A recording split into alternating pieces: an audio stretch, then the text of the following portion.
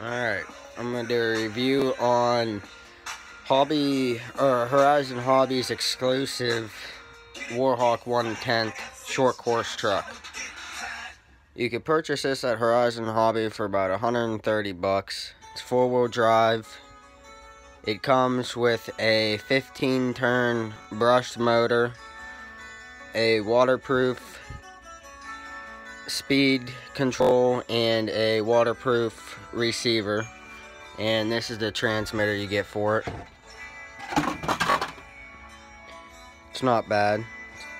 By Force RC. It's a 3-channel, and it's got a button to bind on it. And you have your trim, your throttle trim, your power.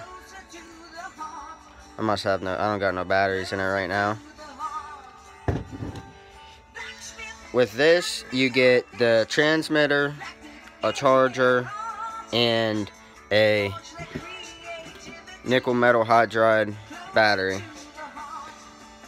Alright, so this is the overall look of it. It's not bad. Let's look underneath it. Now I had to change everything, and I'll explain that.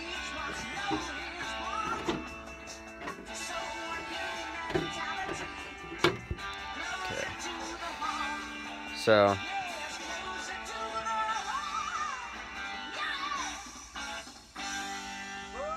independent suspension, oil-filled shocks, which aren't bad. Quick fill tires. I don't really care for them. It bounces a lot. So I had to change the receiver and the speed control. This is the motor they give you, 15-turn brushed, and it's not bad. It has a center drive line shaft that runs right down here. Comes stock with a 56 spur gear, and they give you a 14 and a 15 pinion gear. Now I changed those out. I have a metal pinion gear, and I have a plastic 87 tooth spur gear. Now the reason I had to change out the speed control and the receiver is the controller they give you. I took it out right out of the box. I already had batteries charged. I put it in, drove it for about 5 minutes, and the transmitter became disconnected with the receiver, and it wouldn't want to rebind back. So I had to call them. Went through about an hour. Spent more time messing with that than I did actually playing with it. So I actually had another receiver and my little controller here that was for my ECX boost over there. So I just put that in there and got it working good.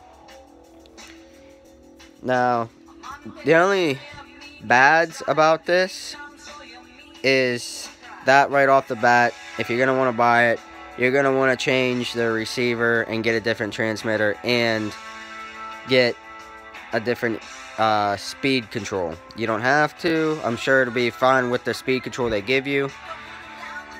And the reason I have sand zip tied to the back of it is because on jumps, it handles well on jumps. On a landing, it's nice and smooth, but it likes to nosedive, so you're going to want to put a little bit of weight in the back to kind of level it off. Now I'll show you the stuff that came stock with it here. This is the speed control that came stock with it. It's LiPo and Nymph compatible. And